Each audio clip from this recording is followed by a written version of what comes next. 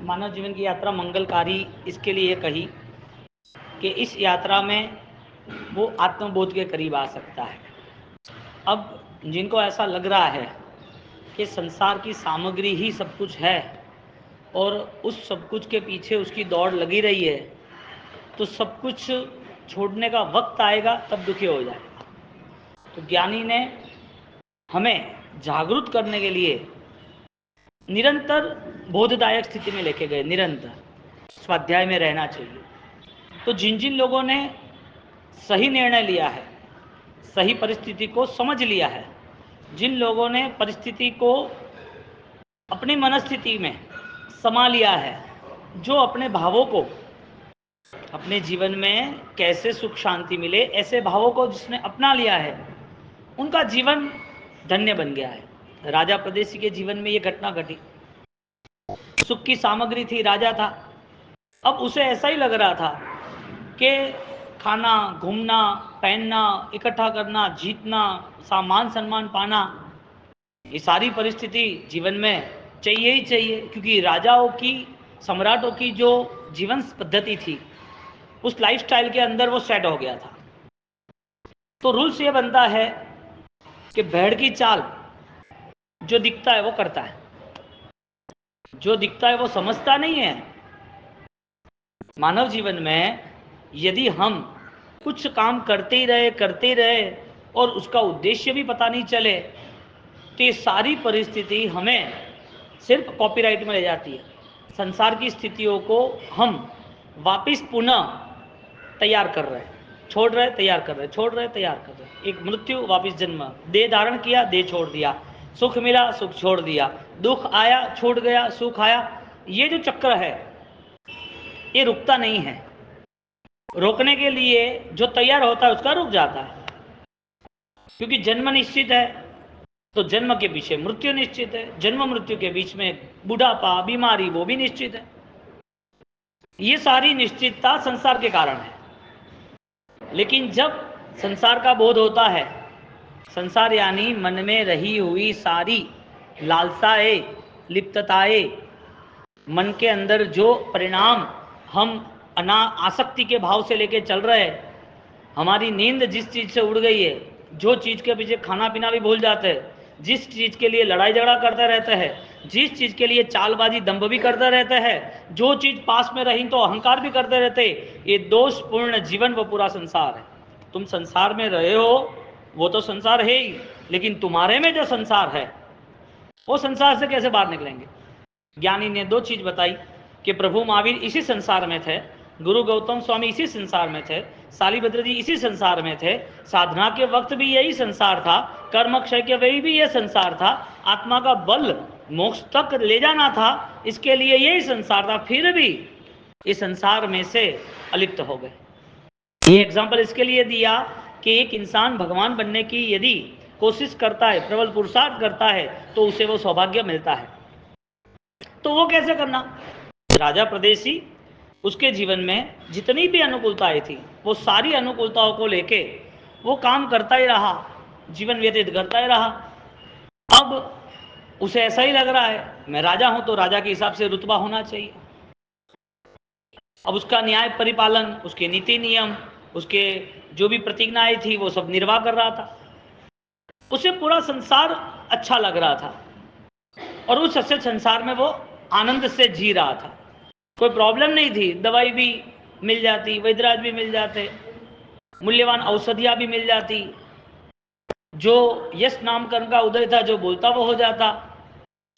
संसार में जब कर्म साथ देता है तो रंग को भी राजा बना देता है, जैसे कुमार का। यानी कि तुम्हारी ऐसी हैसियत नहीं है, लेकिन कर्म है तब तक रंग और राजा वो पिक्चर तुम्हारा रहेगा।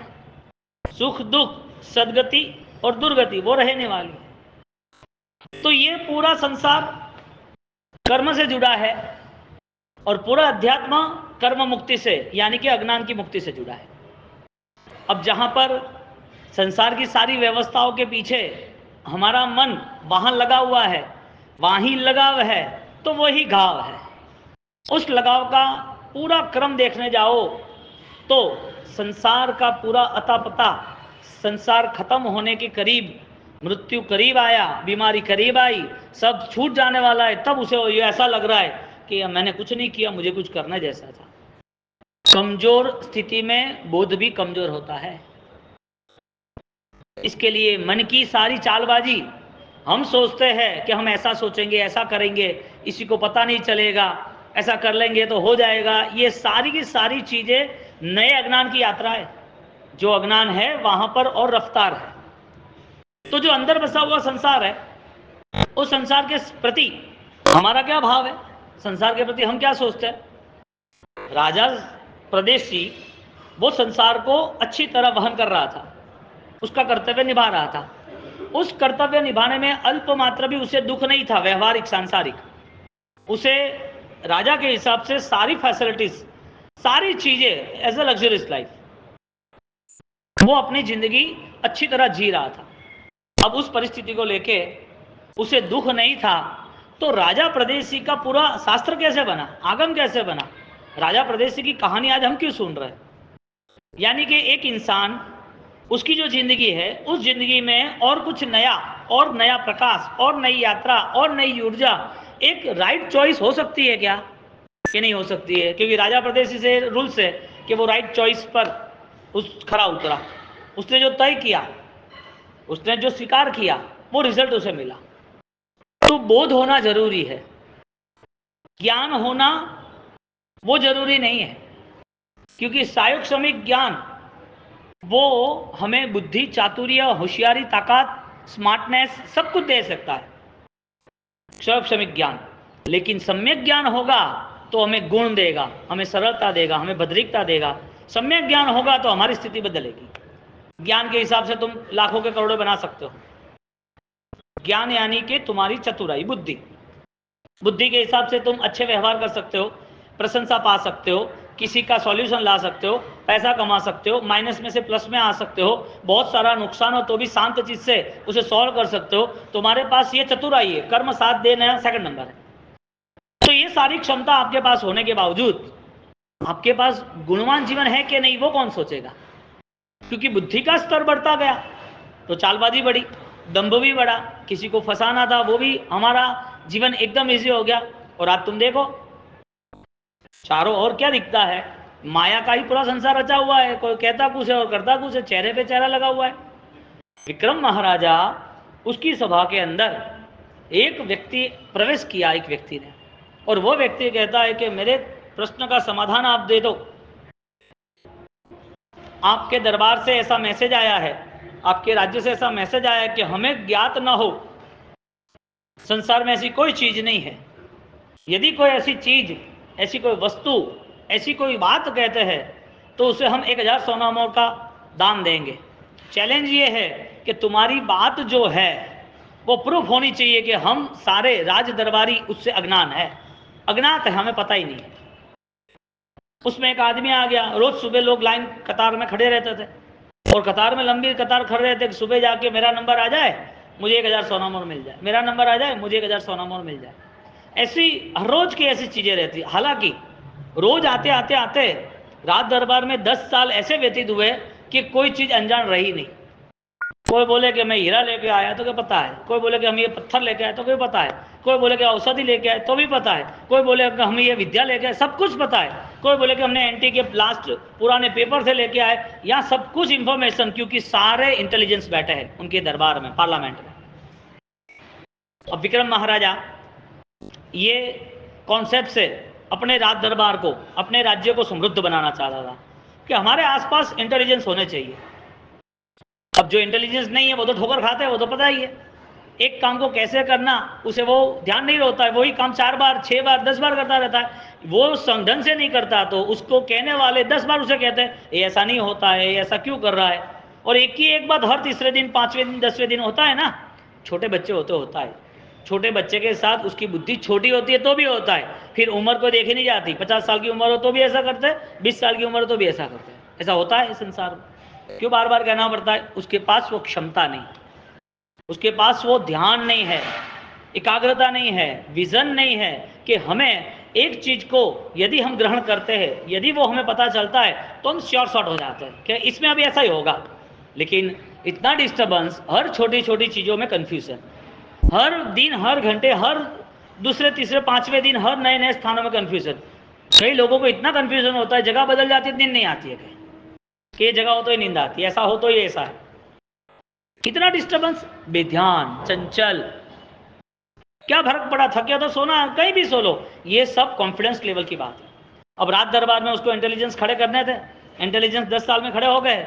वो आदमी आया और उस आदमी ने एक ही प्रश्न पूछा कि मेरा जवाब इस चिट्ठी में मैंने लिखा हुआ है, ये जवाब इस चिट्ठी में है, और इस चिट्ठी को लेके आप वो जवाब देख सकते हो, मैं आपको जो प्रश्न पूछ रहा हूं उसका जवाब मुझे दे दो। आप नहीं दे पाओगे, मेरा ये विश्वास है। तो कि ठीक है, पूछो। तो कि डिफरेंस किस में, अंतर किस में है? राजा पूछा कि भाई बता दो, अब सब लोग बैठे हो तो अंतर किस किस में है? सबने अपनी अपनी बातें शुरू करी, अंतर इसमें है, अंतर इसमें है। उसने बोला कि ये जवाब नहीं है, मैंने आपके पास चिट्ठी रख दी है, कवर रख दिया है। अंतर किस में है? वो बोले चांद और सूरज बड़ा अंतर है, स्त्री और पुरुष बड़ा अंतर है, पुण्य और पाप बड़ा अंतर है, जमीन आसमान बड़ा अंतर है। हर अंतर वो बताने लगा। भोजन और पानी बड़ा अंतर है, सोना और पीतल बड़ा अंतर है। सब जगह पर उसने डिफरेंस बताते रहे। अब उसका जो जवाब था वो तो नहीं मिल रहा था, तो कि तू ही बता दे। फिर भी आपके पास आपकी जो चैलेंज है, और कई 2 साल से कोई यहां से प्राइज लेके तो गया नहीं है, अब आप मुझे और 2 घंटे का टाइम दो। आप ऑलरेडी सबको वापस पूछ लो, किसी के ध्यान आए तो वापस मैं कल परसों 3 दिन के बाद आता हूं। जिसको जो खोज करनी है वो खोज ले, मुझे जवाब चाहिए कि व्हाट्स द डिफरेंस नाउ, अंतर कौन सा है। तो 1 दिन एक्स्ट्रा दिया, सब वापस दूसरे दिन वापस करने लगे, और वो अध्यात्म के स्तर पे चले गए। आत्मा और देह का अंतर है क्या, ज्ञान और क्रिया का अंतर है क्या, पृथ्वी जहां मिलती है वो पृथ्वी और आसमान का अंतर है क्या, अलग अलग अलग अलग ढंग से बातें करने लगे। सारी आध्यात्मिक बातें हो गई तो भी जवाब नहीं आया, व्यवहारिक बातें हुई तो भी जवाब नहीं आया, बौद्धिकता से स्तर पर कोई रहस्यमय बात हुई तो भी जवाब नहीं आया। 3 दिन चले गए, जवाब ही नहीं आया। बोले यार तू गजब आदमी है। तो कि तो गजब ही है ना, 1 दिन में मैं प्राइस लेके जाऊँ तो मेरी महिमा कैसे बढ़ेगी? 3 दिन रहेगा तो पूरा मार्केट वैल्यूज बढ़ जाएगी ना, चारों ओर चर्चा रहेगी ना कि ऐसा ऐसा हुआ है, ऐसा ऐसा हुआ है, ये है वो है। उसका जवाब ऐसा लिखा था जो सबके जीवन में ये घटना घटित हो रही थी। तीसरे दिन दरबार में गए और उसने बोला कि आप कुछ क्यों दीजिए, कुछ ऐसा क्वेरी दीजिए कि जिसके हिसाब से सॉल्यूशन हो, पता चले कि इसका समाधान क्या है। तो समाधान एक ही है कि अंतर एक ही जगह पर है और सबके जीवन में है। ये क्या बात हुई, एक ही जगह पर अंतर और सबके जीवन में है? तो क्या है? तो कि तू ही बोल दे तो मैं बोल दूं। तो ठीक है, उन्होंने पेपर निकाला और कि राजा आप ही पढ़ लो। राजा ने पढ़ा, वो अंतर क्या है? उसने बोला अंतर कथनी और करनी में है। कथनी कहना और करना उसमें अंतर है। ज्ञानी कहते हैं कि जो चालबाजी है, जो होशियारी है, वो सारी चीजें समाप्ति के सामने, यानी कि एक नए बोझ के सामने है। कथनी और करनी में इतना डिफरेंस है कि आदमी जो करना चाहता है वो उसके हिसाब से टाइम पीरियड पे कर लेता है। उसे जो करना है, कब करना है, किसके साथ करना है, कैसे करना है, सब कुछ पता है। लेकिन उसका बोलना, कथन करना, कथनी कुछ भेद वाली अलग है। जहन में कुछ और है, मन में कुछ और है, और बाहर कुछ और है। और सबके जीवन में ये इतना बड़ा फासला है कि देखने जाओ तो चंद्र सूरज से भी ज्यादा है। कथनी और करनी अलग है। कह रहा है कुछ, उसके मन की भावना है कुछ और। ये अपने आप को विश्वासघात दे रहा है। यानी कि जो सायोगसमिक गुण है, जो चतुराई है, बुद्धि है, उस बुद्धि से शायद उसे कुछ पाना है तो पा सकेगा, लेकिन सम्यक ज्ञान के करीब नहीं आ पाएगा। सम्यक ज्ञान उसे कथनी और करनी सेम सही जीवन की यात्रा पे ले जाते हैं, श्रेष्ठ जीवन का चुनाव कराते हैं, जो राजा प्रदेशी के जीवन में आया। हमारे लिए ये बात महत्वपूर्ण है कि हम यदि धर्म समझते हैं, धर्म हमें पाना है, यदि हमें अच्छा जीवन जीना, यदि सत्य राह पे चलना, यदि सत्य का बोध है, तो हमारे जीवन में परिवर्तन कहां से शुरू होना चाहिए, कैसा होना चाहिए और क्यों होना चाहिए। क्योंकि ये धर्म का मूल है, धर्म का ऑलरेडी ये श्रृंगार है। अब तुम क्रिया के स्तर पर जीवन जी रहे हो तो करनी अलग है और कथनी हिंसा है तो क्या नहीं, सामयिक के टाइम पर हिंसा नहीं है, भक्ति के टाइम पर हिंसा नहीं है। ज्ञानी कहते हैं हिंसा का फल आज नहीं है तो कल तो है ना, जिस दिन करे उस दिन है, जिस दिन नहीं करे उस दिन उसका फल अलग है। तो जहां 1.5-2-4 महीना या कभी कभी वो कुछ अहिंसा का पालन करना, कुछ सत्य का पालन करना, तो ये कुछ समय के लिए है और कुछ समय के लिए नहीं है, तो करना क्या है वो तो तय करो, कुछ तो तय करना ना। एक छोटा बच्चा है वो रोता है कि मुझे स्कूल नहीं जाना है, तो कि क्यों नहीं जाना है, तो बता क्या है, खिलौना दे तो जाएगा, हाँ तो कि जाऊंगा। उसको खिलौना देते, पैसा देते, चॉकलेट देते, चला जाता, लेकिन वो रोता ही रहता मुझे नहीं जाना। बता दो सर क्यों नहीं जाना है। वहाँ कोई तुम्हें दूसरा कोई छोटा लड़का है, छोटा बच्चा है ना, छोटा लड़का है, वो मारता है, टीचर बोलते हैं, बैठने नहीं मिलता है, परेशान होता है, कोई खेलने नहीं। प्रॉब्लम क्या है, बच्चा जो प्रॉब्लम बोलेगा उसका सॉल्यूशन आ जाएगा, या तो सॉल्यूशन लाने के लिए जो कुछ बोलेगा वो सॉल्यूशन मिल जाएगा। वो या तो बोलेगा तो हो जाएगा, या उसके पेरेंट्स, उसकी मदर, फादर, अंकल वो बोलेगे वो हो जाएगा। वो बोले मुझे चॉकलेट दो तो मैं जाऊं, तो जा ले जा। हमारे पास कथनी और करनी का डिफरेंस खोजना है। इस जीवन का उद्देश्य क्या है। जैन दर्शन कहते हैं कि इस जीवन के बाद भी जो जीवन है जिसका नाम अध्यात्म और आत्मा है, और इस जीवन के बाद जो जीवन है वो जीवन कैसा होना चाहिए वो तय करना यहाँ हमें जरूरी है। क्योंकि जब राजा प्रदेशी उसको पता चला कि मेरी इस जीवन यात्रा में समाप्ति का नंबर है, मेरी इस जीवन यात्रा में बीमारी का नंबर है, मेरी इस सुखशीलता और अनुकूलताओं में धोखेबाज और विश्वासघात रहेंगे, सब उसे पता चल गया। सुख अमाप समाप्त था, राजा था, सम्राट था, लेकिन उस जीवन में भी ये एक ज्ञान का दीपक आना वो सबसे बड़ी एक भाग्य की बात है। उसके पास बोध हुआ, ज्ञान हुआ, जो ज्ञान उपकारी बना, उसको परिणाम आए त्याग के कि अभी अभी मुझे इससे मुक्त होना पड़ेगा, नहीं चलेगा। उसने संसार को समझ लिया कि ऐसा ऐसा होता है।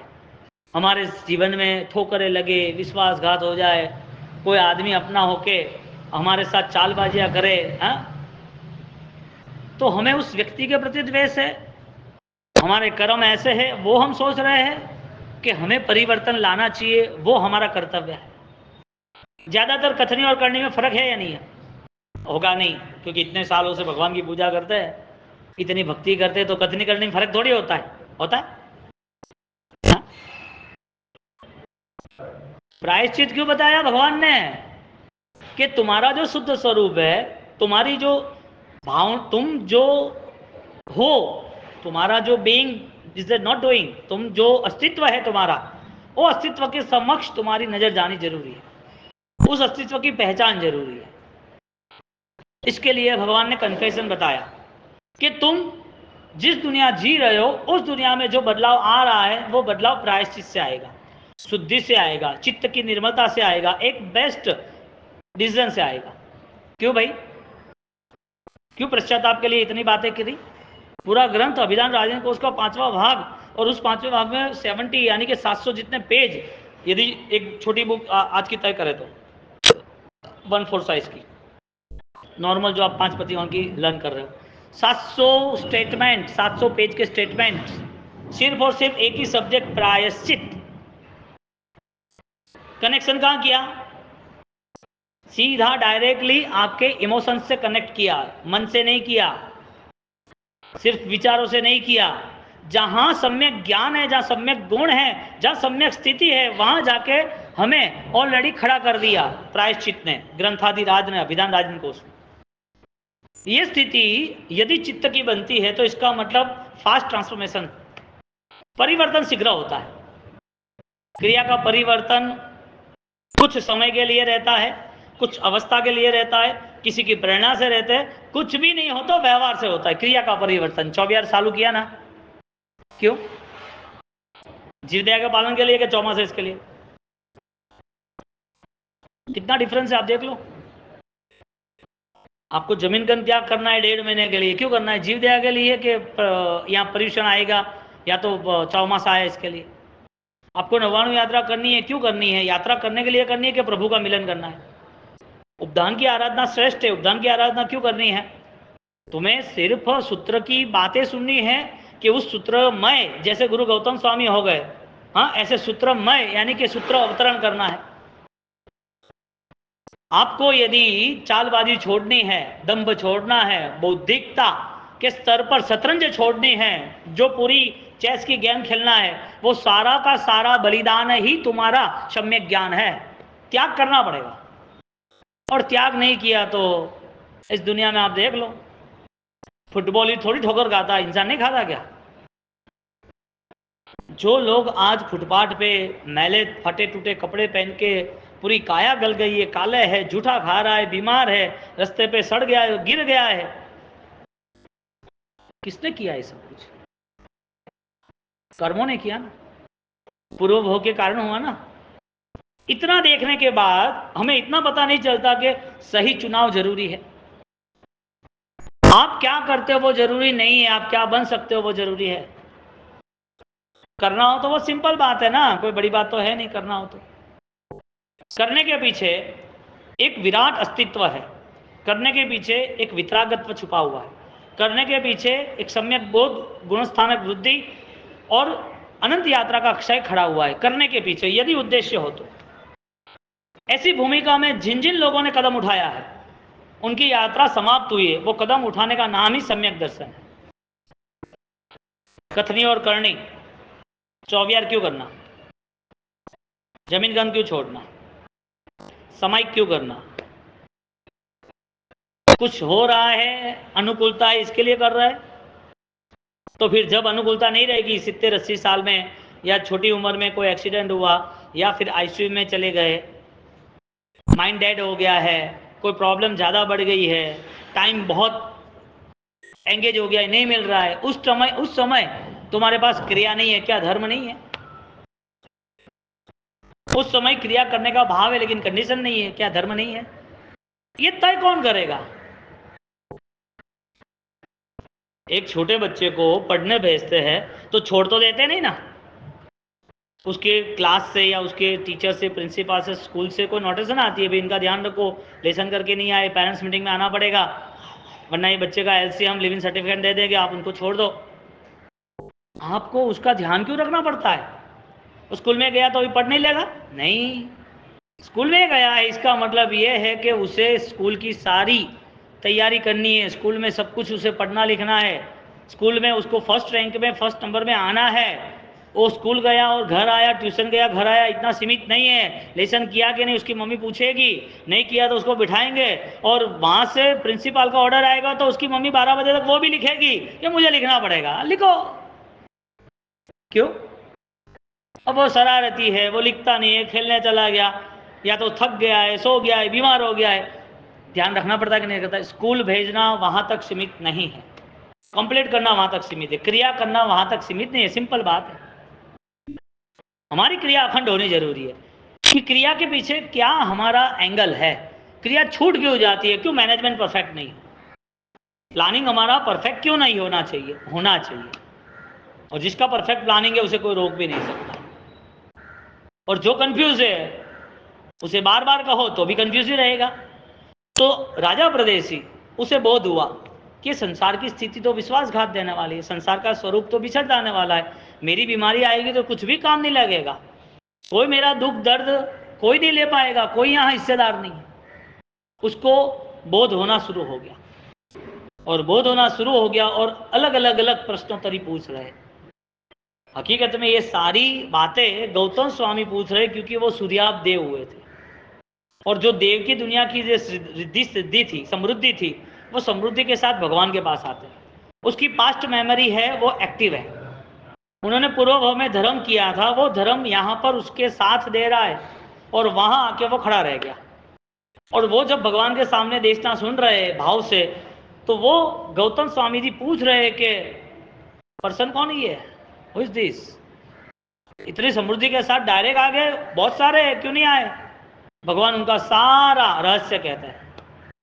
हमें ये सोचना है, हमारे पास बचपन की भी मेमोरी नहीं है। हम यदि पास्ट की मेमोरी सिर्फ ज्ञान से, हमारी मेमोरी क्रिएट नहीं हो रही है, हमारी सिक्स सेंस एक्टिव नहीं हो रही है, हमें भूतकाल क्या है, हमारा पूर्वभव क्या था, हमने क्या किया था, हमें कुछ याद नहीं है। लेकिन ज्ञान से तो पता चलता है ना कि ये जानवरों की दुनिया के संस्कार है, ज्ञान से तो पता चलता है ना कि ये जानवर की दुनिया में ले जाने वाले संस्कार है। तो ये जीवन में ऐसा रिजर्वेशन करके बैठे जिसमें हमें जानवर बनना पड़े। आज तुम जूठा नहीं खाओगे, बाहर का कचरा नहीं खाओगे, लेकिन कौवा बन के खाओगे क्या? एक कुत्ता कोई हॉस्पिटल के बाद किसी के ऑपरेशन किया हुआ सड़ा गला कोई भी ऑर्गन्स है वो डाल दिया है, या लहू वाला कोई रुई वगैरह है, या कोई दूसरे कचरा है, किसी का जूठा है, कोई वहाँ हॉस्पिटल में वॉमिट्स की हुई है ना, वो सब भर के डाल दिया और कुत्ता चाट रहा है। अब कोई इंसान तो नहीं खाएगा, कुत्ता चाट रहा है। ज्ञानी पूछ रहे हैं कि तुम्हारा रिजर्वेशन यानी कि नेक्स्ट बुकिंग जानवर की दुनिया का है कि नहीं है? हाँ, सूर्याप देव बना तो धर्म के कारण बना, यदि धर्म नहीं होता तो क्या होता? ज्ञानी कहते हैं कि जिसके पास जीवन में धर्म नहीं है, धर्म रहित अवस्था जानवर की है, बैक टू पैवेलियन। जानवर की दुनिया में जाना है क्या? आपको नहीं जाना है तो क्या नहीं जाओगे? आप जो सोचोगे वो तो होने वाला नहीं। इसके लिए मस्ट फाइट, कुछ भी हो जाए। भगवान ने कहा हुआ धर्म, भगवान की आज्ञा, भगवान ने जो वचन है वो मुझे स्वीकारना है, चाहे कितना भी कष्ट पड़े, और वो ढंग से स्वीकारना। माया, दम, दिखावा, कुछ और बोलना, कुछ और करना, तुम्हें किसी को कहना नहीं कहना भगवान देख रहे, ज्ञानी देख रहे, तुम्हारी आत्मा तो है ना, तो इतने दम्भ में क्यों जीना, गलत क्यों जीना? और सही जीवन है। कहने का मतलब, आज तुम अपाइज होते तो तुम्हें कोई नहीं कहता तुम शत्रुंजय गिरिराज जाओ, तुम्हारे दोनों पैर कट गए होते, तुम्हारे हाथ भी कम, कोई नहीं कहता मुंहपति पटिलन करो, खमासना दो। तुम्हारी आंखें ही कमजोर होती तो कोई नहीं कहता कि तुम स्वाध्याय करो, दिखता ही नहीं है। हाँ? ऐसी कोई इश्यूज नहीं है, कोई प्रॉब्लम नहीं है। तो फिर परिवर्तन में कौन बाधक है? परदेशी राजा का पूरा जीवन वृत्तांत, और उसके साथ साथ इस जीवन वृत्तांत में परिवर्तन आया। आपके पास समाधान चाहिए, नया भव कौन सा होगा, नया भव किसका होगा? परिवार वाले साथ में हैं? हाँ, परिवार वाले साथ में हैं। क्यों? आज किसके लिए जीवन है? आज का जीवन किसके लिए जी रहे हो? खुद के लिए नहीं जी रहे हो। अच्छे कपड़े दुनिया के लिए, अच्छा बोलना चलना दुनिया के लिए, लोगों को पसंद आए इसके लिए, जवाबदारी घर की, दुकान के, परिवार के लिए, समाज के लिए। क्यों? कॉन्सेप्ट क्या है? दुनिया, समाज, लोग, इनसे मिलती हुई प्रशंसा, वही है ना। तो आप नए भाव में जाओगे तो ये सब लेके नहीं जाना, यानी जाओगे ही नहीं ऐसा बोल दो ना, हमें तो जाना ही नहीं भाव सी, मो अटे कटे जाणु है, मैं तो जाणु कौन, अटे मोरा हावल है चेन्नई में तो बढ़िया ठाट दी है, मुनीश्वर स्वामी दादारी निश्रा मलेरिया सौन थी हावल थी व्याख्यान वेरी है, सुबह सुबह ठंडी बात, ठंडक है, सुनने के लिए मजा आ रही है। अभी हमको यहाँ से थोड़ी जाना है, हमको मर के भी नहीं जाना है। वो तो पागल है जिसको अपना भविष्य नहीं दिख रहा है। बचपने से में जुआनी, जुआनी में से बीमारी, और बीमारी से बुढ़ापा, बुढ़ापे में भी और बीमारियां, आईसीयू की, वेंटिलेटर की, और मर के जल के जा रहे। इतना दिखने के बाद भी उसे इतना बोध नहीं हो रहा है कि मुझे कथनी और करनी नहीं रखनी, अच्छा जीवन जीना है। पॉसिबल हो तब तक बेस्ट लाइफ बनाना। और ये दुनियादारी के चक्कर में, माया प्रपंच दंभ के चक्कर में दुनिया के सारे स्टेटमेंट लेने जाओगे ना तो सबसे ज़्यादा गलत स्टेटमेंट हमारे आएंगे। कौन क्या कर रहा है, क्या नहीं कर रहा है, कीचड़ क्यों उठा रहे हो दुनिया का, तुम्हें कीचड़ से क्या लेना देना है? हाँ, तो ये जीवन का समाधान क्या? हाँ, प्रदेशी राजा को समाधान मिल गया, हमें इस समाधान की ओर आगे बढ़ना जरूरी है। ऐसा ये जीवन मंगलकारी बने वो